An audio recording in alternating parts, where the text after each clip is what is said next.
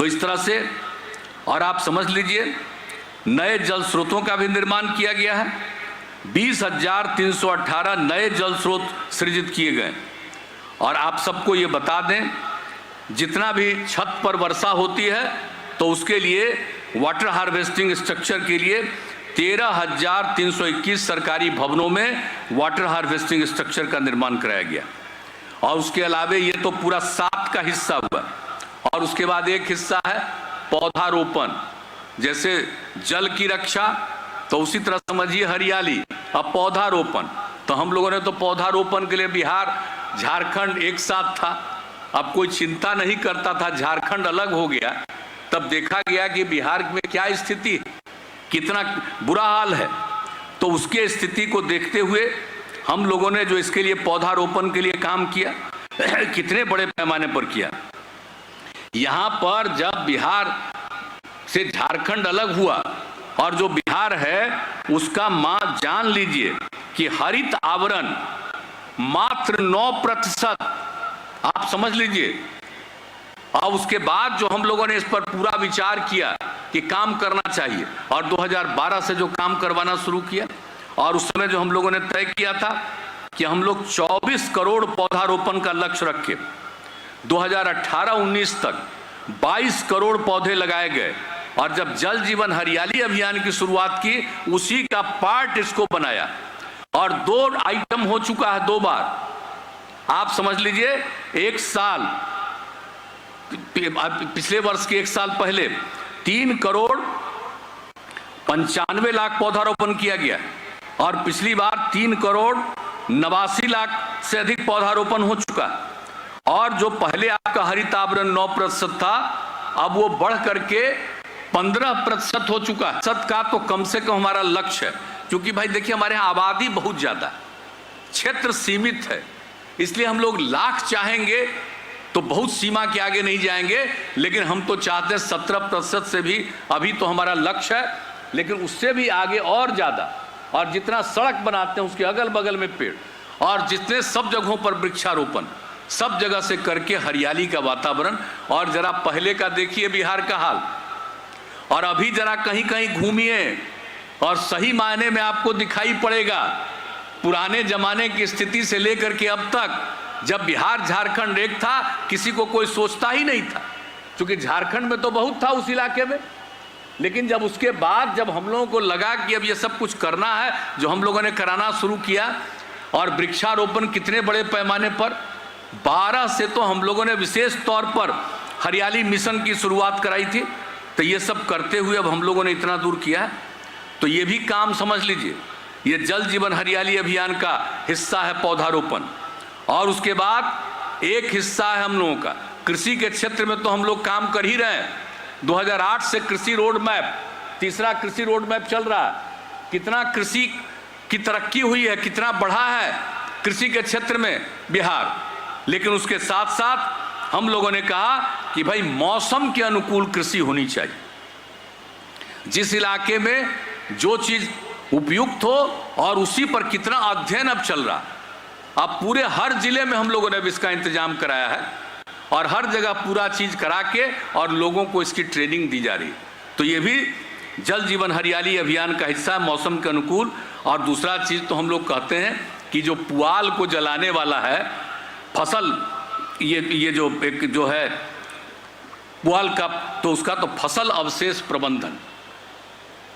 अब उसका जिस तरह से लोग जला रहे हैं, मैं तो विनम्रता पूर्वक आग्रह करूंगा सबसे, पूरे बिहार वासियों को, कि अब धीरे धीरे जैसे फसल बढ़ रहा है, तो इसका मतलब नहीं उसको जलाने वाला काम ठीक नहीं है। वो जो हम लोग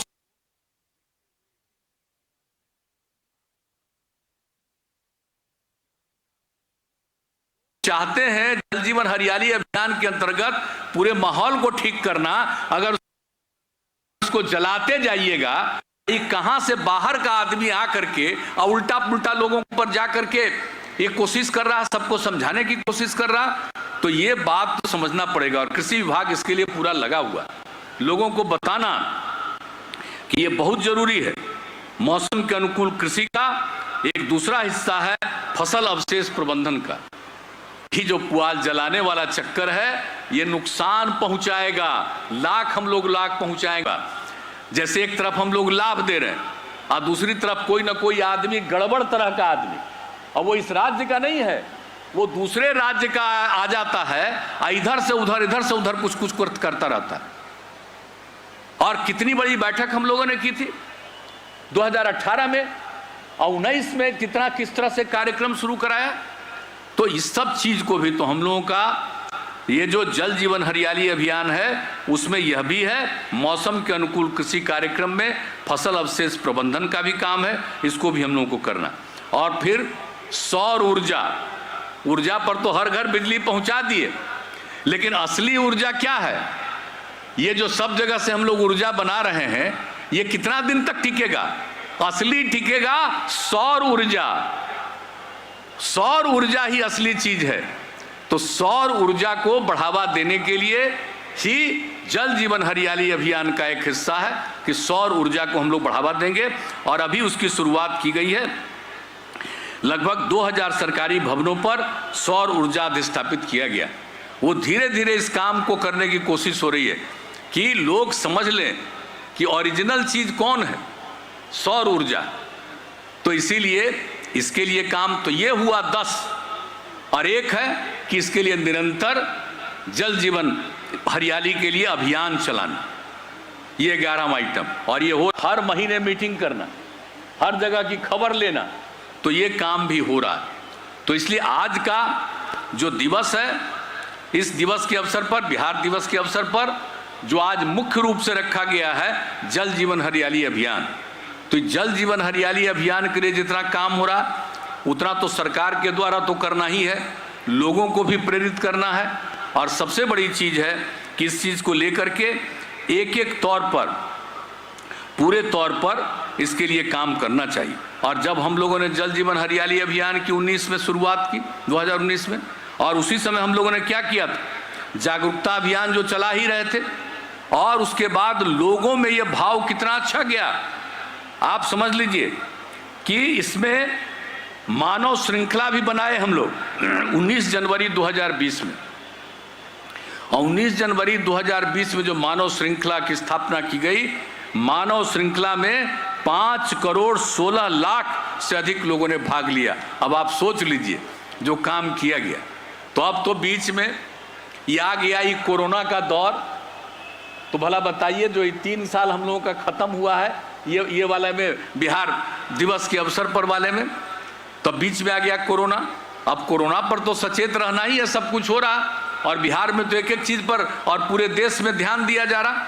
तो उसके लिए तो जो कुछ भी है, लेकिन उसके लिए जरूरी चीज, और हम लोगों ने कहा कि नहीं, इस बार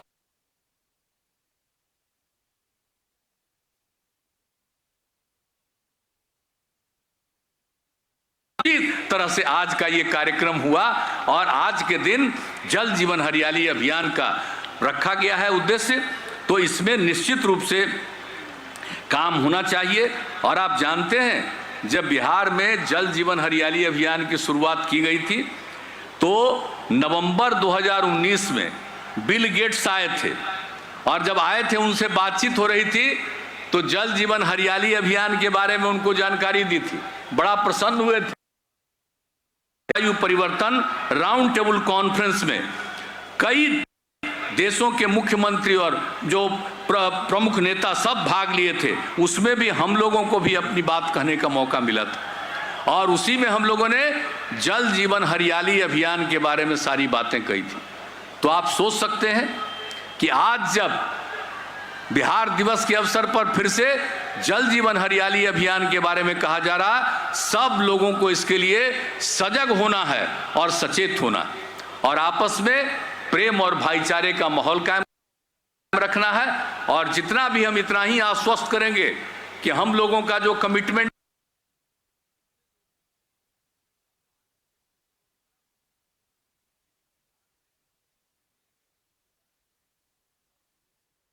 हम लोग निश्चित रूप से करते रहेंगे और बिहार को आगे बढ़ाएंगे। हमारे साथियों ने आप लोगों को बता दिया है कि कितना ज्यादा प्रति व्यक्ति की आय बढ़ी है। हम लोग सब तरह से सारा काम कर रहे हैं, वो काम तो करेंगे, लेकिन पर्यावरण के लिए भी बहुत जरूरी है। तो इन सब चीजों में बाकी सब काम तो करते ही हैं। और महिलाओं के उत्थान के लिए, पुरुष और स्त्री बराबर, हम महिलाओं के उत्थान के लिए जो काम कर रहे हैं, और हम लोग तो एक एक चीज जो कर रहे हैं, हर प्रकार का अभियान चलवा रहे हैं, हर तरह से समाज सुधार अभियान भी चला रहे हैं। और जिस प्रकार से शराब से मुक्ति होनी चाहिए, शराबबंदी का अभियान, बाल विवाह दहेज प्रथा से मुक्ति होनी चाहिए, ये सब काम हम लोग करते हैं। तो विकास का भी काम करते हैं, पर्यावरण के संरक्षण का भी काम करते हैं, और हर के मन में एकता आए और हर प्रकार से जागृति पैदा हो, इसके लिए भी हम लोग प्रयास करते रहते हैं। तो आज के इस अवसर पर मैं पुनः आप सब लोगों को बधाई देता हूं, और एक एक चीज को ध्यान रखिए। और मैं तीसरी बार कहता हूं कि जरूरी है कि आपस में प्रेम का और भाईचारे का भाव रहे, मिल करके आगे बढ़ें। और बिहार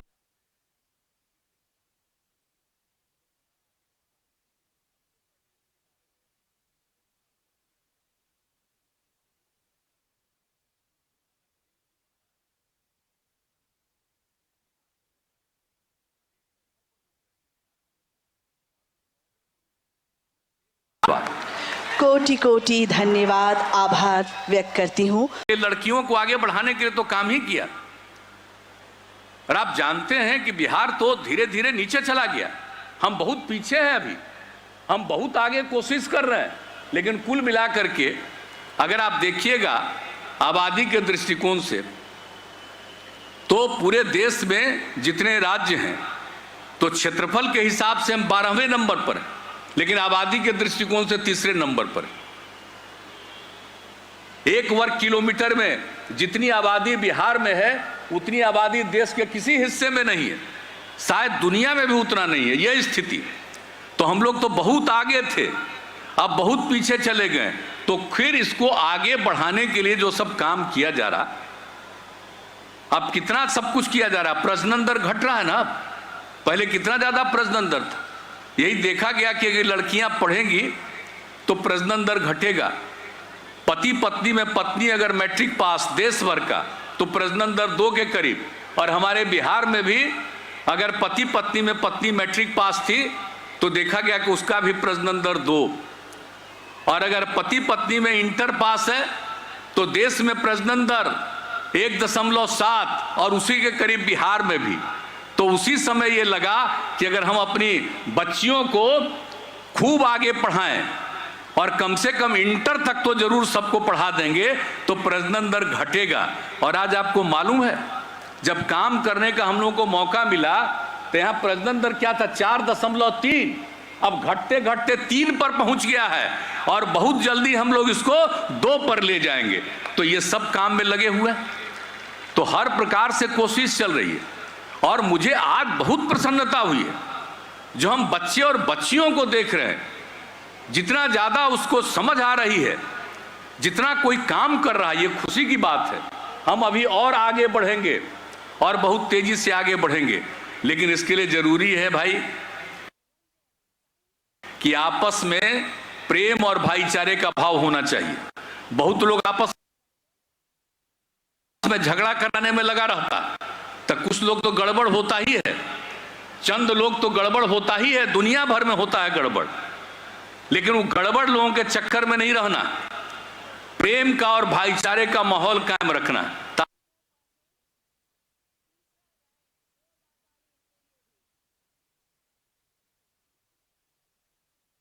इतिहास सबको मालूम होना चाहिए, और अब जो किया जा रहा है और कैसे और बेहतर ढंग से आगे बढ़ाएंगे, सब कुछ काम होगा। अब पहले कितना था, अब सड़क पुल पुलिया बताइए, हर घर नल का जल, एक एक चीज, हर घर तक बिजली, कौन कौन सा काम हम लोग कर रहे हैं, किया है हम लोगों ने। और उसके अलावे और तेजी से हम लोग कर रहे हैं कि हर चीज जो बनाएंगे, सड़क बनाएं, पुल पुलिया बनाएं, कोई भवन बनाएं, सबको मेंटेन करके रखना है। और उसके लिए सारा काम, और नई टेक्नोलॉजी का ज्ञान सबको दे दिया जाए, उसके लिए भी जो हम लोगों ने पहले जो 7 निश्चय के अंतर्गत काम किया, अब 7 निश्चय 2 के अंतर्गत जो सारा सब कुछ हम लोगों ने तय किया, एक एक तरह से बढ़ाने की कोशिश तो हम लोग कर ही रहे हैं। तो ये सब काम तो होगा ही, लेकिन इन सब चीजों के अलावे और भी बहुत आवश्यक है कि हम लोग एक ही चीज को पूरे तौर पर देखते रहें। आज के बारे में जैसे कह रहा कि आज का खास थीम है जल जीवन हरियाली अभियान।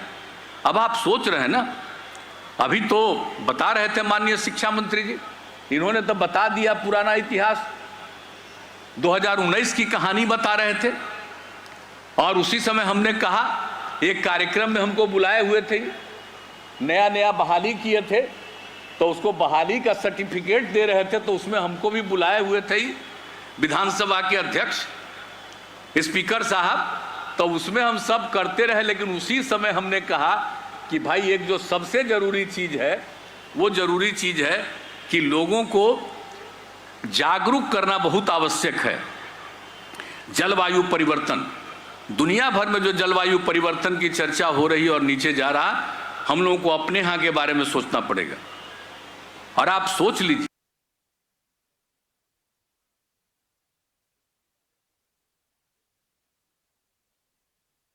मीटिंग रखी गई और जुलाई महीने में, और पूरा दिन भर कार्यक्रम हुआ, एमएलए एमएलसी सारे लोग भाग लिए और एक एक बात की चर्चा हुई। और उसी दिन सब लोगों की बात करने के बाद हमने अनाउंस किया था कि हम लोगों ने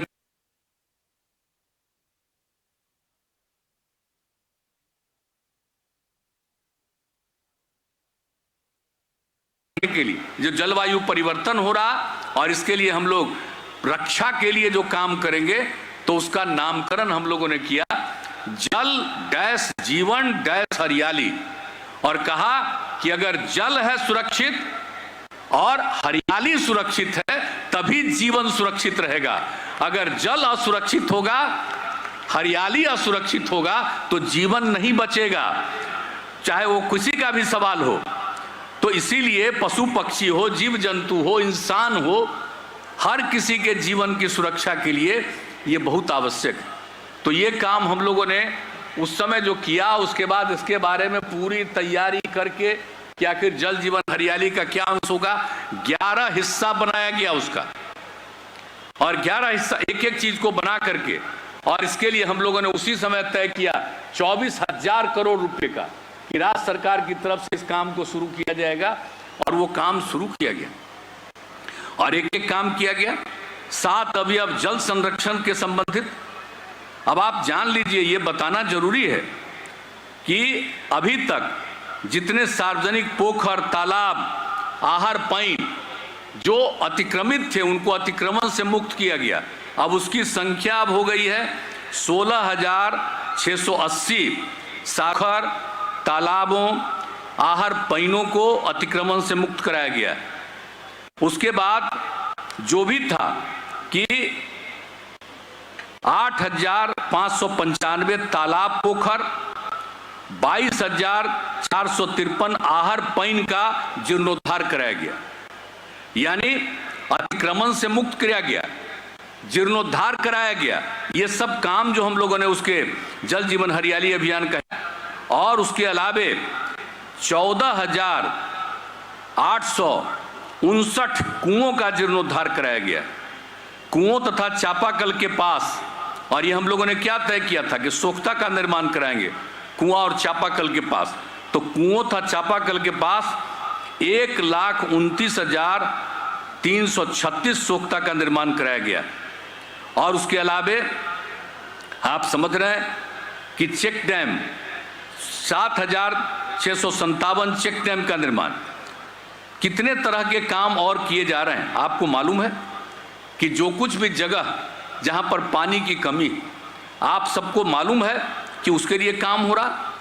जो भी है आप सबको मालूम है, बोध गया, गया, राजगीर, नवादा, इन सब जगहों को ध्यान करके गंगा जल वहां पहुंचाने के लिए सारा काम किया जा रहा।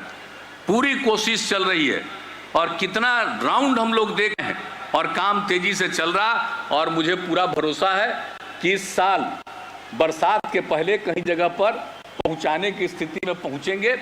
इस तरह के लिए काम करने के लिए एक एक काम हो रहा है। अब सोच लीजिए, 4 महीना सिर्फ बरसात के समय ही गंगा जल वहां से लेकर के वहां पहुंचाएंगे और 12 महीना उसको ठीक ढंग से सफाई करके, मेंटेन करके और लोगों के घर तक पहुंचाया जाएगा, ताकि कभी भी पानी की दिक्कत नहीं होगी।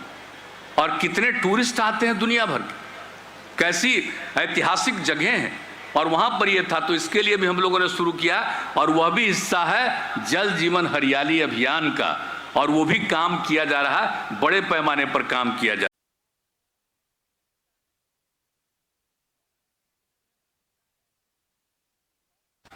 मुख्य सचिव जनाब आमिर सुबहानी साहब, बिहार के पुलिस महानिदेशक श्री एस के सिंघल जी, शिक्षा विभाग के अपर मुख्य सचिव श्री संजय कुमार जी, वीडियो कॉन्फ्रेंसिंग के माध्यम से जुड़े हुए जो बिहारी मूल के वंशज और अन्य अधिकारीगण, यहाँ उपस्थित वरिष्ठ प्रशासनिक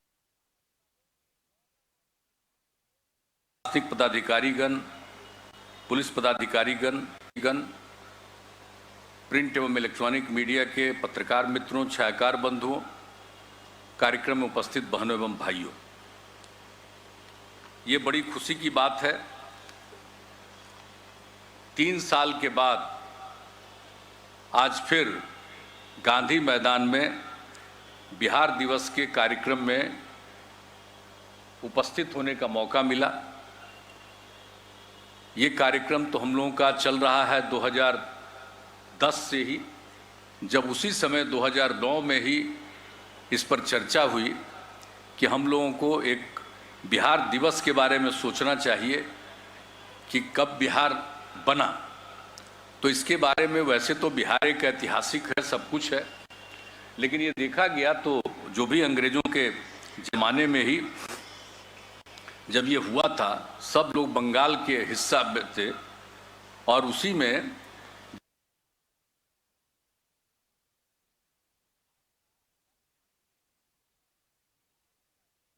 बंगाल से अलग होकर के और एक साथ इसको बिहार और उड़ीसा को एक अलग राज्य बनाया जाएगा। अब इसकी घोषणा तो उस समय हो गई, लेकिन औपचारिक रूप से फिर हुआ कि आखिर किस दिन से हम लोग मानेंगे कि बिहार दिवस होगा।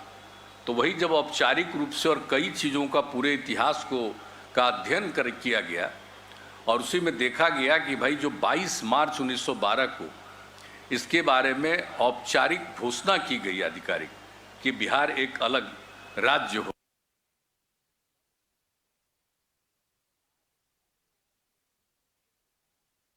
हम लोगों ने सोचा कि शुरू करें, और इसको काम हम लोगों ने शुरू करा दिया 2010 से, और 2010 और 2011 सब यही हुआ, और फिर 2012 में जब 100 साल पूरा हो गया बिहार दिवस का, तो कितने बड़े पैमाने पर और भी कार्यक्रम हुआ। और जब हम लोगों ने बिहार दिवस के रूप में इस चीज़ को शुरू किया कार्यक्रम, तो बड़ी चर्चा हुई। और आज आप देखते हैं कि अब जब बिहार दिवस के अवसर पर, जिसकी शुरुआत हम लोगों ने की है 2010 से, और आप समझ लीजिए कि उसके बाद जो बिहार दिवस के अवसर पर सब तरफ से बधाई होती है। आज पुनः आदरणीय प्रधानमंत्री जी ने भी इसके लिए बधाई दी, आदरणीय राष्ट्रपति ने भी बधाई दी, अनेक लोगों ने, विभिन्न दलों के नेताओं ने बधाई दी, अनेक केंद्रीय मंत्रियों ने, सब लोगों की तरफ से जो बधाई का संदेश आता है। तो आप सोच लीजिए कि जो बिहार दिवस की शुरुआत हम लोगों ने करने का ये कितना औपचारिक था, और बिहार में जो पहले पुराने ज़माने में कितनी शिक्षा थी, कितने लोग विकसित थे। अब बाद में तो स्थिति बहुत खराब हो गई, लेकिन बिहार में जो अनेक चीज़ें हैं जिसके बारे में सब लोग जगह जगह जानते हैं, दुनिया भर के लोग यहाँ पर आते हैं, तो कई तरह की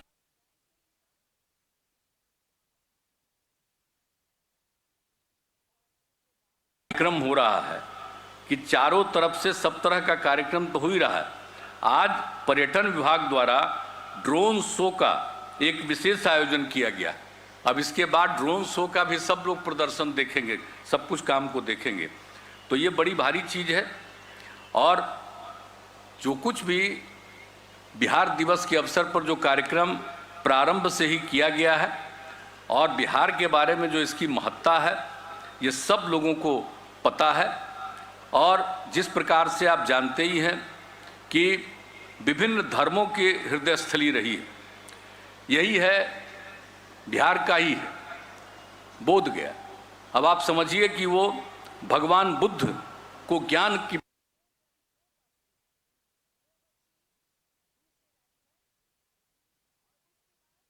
नहीं हुई और उनका निधन भी यही हुआ, तो सब कुछ बिहार से ही रिश्ता। उसके अलावा आप जानते हैं कि सिख धर्म जो बना आगे बढ़ा, लेकिन जो सबसे पहले इसके बारे में सोचना शुरू किया था, जो प्रथम गुरु कहे जाते हैं गुरु नानक देव जी महाराज, बिहार में पधारे थे। अनेक जगहों पर वो गए थे, बिहार में भी पधारे। और जो 9वें गुरु गुरु तेग बहादुर जी साहब भी यहाँ पर आए थे, और वो यहाँ से कहीं चले गए तो फिर उन्हीं के परिवार के लोग यहीं पर रहे। और यहीं पर जो 10वें गुरु माने जाते हैं और जो सर्वंशदानी गुरु गोविंद सिंह जी महाराज, उनका जन्म यहीं हुआ। और आप सबको मालूम है कि 350वें जन्म दिवस के अवसर पर किस प्रकार का आयोजन बिहार में करवाया गया। पटना साहिब में इस गांधी मैदान में भी उसका आयोजन किया गया। तो हर तरह से ये सारे काम किए जाते हैं। और बिहार सूफी संतों की भी कर्म भूमि रही है। सूफी संतों के कार्यस्थल जैसे मनेर शरीफ, बिहार शरीफ, खानकाह मुजीबिया, आप समझ लीजिए, खानकाह मुनीमिया, मित्तन घाट आदि अनेक जो है विकास और सौंदर्यीकरण तथा पर्यटकीय सुविधाओं का कितने जगहों पर निर्माण कराया गया। तो हर प्रकार से आप देखिएगा तो बिहार में तो इन सब चीज़ों को काफ़ी भूमिका रही है। और आप सब जानते हैं कि ये तो प्राचीन भारत का जो शक्तिशाली राजवंश रहा है, मौर्य राजवंश, जिसकी स्थापना चंद्रगुप्त मौर्य के द्वारा की गई। और सम्राट अशोक इस राजवंश के सबसे पहले शक्तिशाली और विश्व प्रसिद्ध शासक रहे। ये सब यही की बात है। अब आप सोच लीजिए, और यहीं पर जो चंद्रगुप्त मौर्य को स्थापित किए थे चाणक्य साहब, और उन्होंने क्या किया, उन्होंने अर्थशास्त्र की स्थापना की। दुनिया में पहली बार ये चाणक्य है जिन्होंने अर्थशास्त्र की स्थापना कराई। और वहीं जब वो यहीं पर आए, पाटलिपुत्र उस समय, और यहाँ पर जो आए और सब कुछ का करवाया गया, तो बिहार का जो महत्व है आप जरा सोच लीजिए कि किस प्रकार से ये पौराणिक स्थल है और कितना ये महत्वपूर्ण स्थल है। तो ये सब चाणक्य महोदय का भी, और उसके अलावे आर्यभट्ट भी यहाँ है। आज से 1500 साल पहले की बात है। उन्होंने शून्य का आविष्कार किया और पूरी धरती के बारे में, पूरी पृथ्वी की परिधि की गणना की। ये कौन किया सबसे पहले, और सब यहीं। तो आप समझ जाइए कि बिहार का कितना बड़ा इंपॉर्टेंस है। कितनों अगर चारों तरफ से देखिएगा, अगर पुराने इतिहास को देखिए तो कितना महत्वपूर्ण। और यही कारण है कि जब हम लोगों ने बिहार दिवस के अवसर पर इन सब चीज़ों को याद करने की शुरुआत कराई, और सब लोगों को आज कितना हो रहा है। और आज जब जो बिहार दिवस के अवसर पर जब यहाँ पर अनेक कार्यक्रम होते हैं, हम लोग देख रहे हैं। आपदा के काम में भी देखा कि किस तरह से लोगों को ज्ञान देना, कैसे बचाइए, और नई पीढ़ी के बच्चों को किस तरह से एक एक चीज़ को बताया जा रहा है कि किस तरह से कोई संकट आवे कैसे उससे बचना चाहिए। एक एक चीज़ को जरा देख लीजिए, यहाँ पर एक एक चीज़ों के बारे में जानकारी दी गई है। हर चीज़ में, ज्ञान के बारे में, हर क्षेत्र के बारे में, चारों तरफ पूरे जगहों पर। कृषि के क्षेत्र में कौन किसी क्षेत्र को छोड़ा नहीं जा रहा। तो हर क्षेत्र के बारे में लोगों को, सब चीज़ों को, और नई पीढ़ी को, और कितनी खुशी होती है कि भाई बिहार पहले कभी था किसी जमाने में, आज से हजारों साल पहले जो इसका महत्व था। आज जरा देखिए, अब जो कोशिश हम लोग कर रहे हैं, तब जो नई पीढ़ी के बच्चे और बच्चियों को देखते हैं कि कितना तेजी से आगे आ रहा है। जिस काम की हम लोगों ने कहा कि इसकी शुरुआत कराइए बच्चे और बच्चियों को, तो पूरे परिवार के लोगों को अलर्ट करेंगे। किसी तरह से कोई संकट आने की स्थिति होगी तो एक एक चीज़ को देख लीजिए। अब कितना ज़्यादा सब कुछ है। तो ये सब आज किया जा रहा है, और हर प्रकार से हम लोगों की तरफ से ये कोशिश हो रही है। और आप जानते ही हैं कि यहाँ पर तो कितना ज़्यादा सब कुछ हुआ। विश्वविद्यालय नालंदा विश्वविद्यालय, कितना पौराणिक विश्वविद्यालय, विक्रमशिला विश्वविद्यालय। अब आप सोच लीजिए कि अब तो यूनेस्को द्वारा प्राचीन नालंदा विश्वविद्यालय के अवशेषों को विश्व धरोहर की सूची दी गई। इसके लिए तो हम लोगों ने इसके लिए पूरा अभियान चलाया और पूरे तौर पर सब कुछ को रखा गया। तब कितना महत्वपूर्ण है ज्ञान के मामले में, यहाँ कितना लोग अध्ययन करते थे। तो इन सब चीज़ों को देखते हुए एक एक चीज़ के बारे में आप समझ सकते हैं कि हर प्रकार से तो। और पिछले जब से हम लोगों को मौका मिला है, तो हम लोगों ने तो किया 10 में, जब हम लोगों को मौका मिला है 5, तब से ही हम लोगों ने विकास के काम के लिए प्रारंभ किया। समाज के हर तबके के उत्थान के लिए काम किया, जो समाज में पीछे है उसको आगे बढ़ाने के लिए काम किया।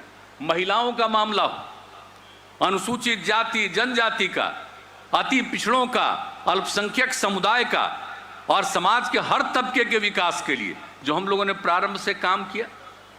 क्या स्थिति थी बिहार की, उसके पहले क्या स्थिति थी, कितने लोग पढ़ पाते थे, कहां घूम पाते थे। आज तो शाम में देखिए इतने लोग हैं। जरा याद करिए, हम लोगों के पहले शाम होते घर से निकलने का कोई हिम्मत करता था, जो स्थिति थी। अब उसके बाद जो पूरे तौर पर एक वातावरण बनाया गया, और उसके बाद आप देख लीजिए कि अब किस तरह का माहौल बना, कितने लोग अब ज्ञान को की प्राप्ति के लिए कितना लोग पढ़ रहे हैं, कितने लोग आगे जा रहे हैं। पहले कितने लोग पढ़ पाते थे, लड़कियां कितना पढ़ पाती थी, क्या हालत थी।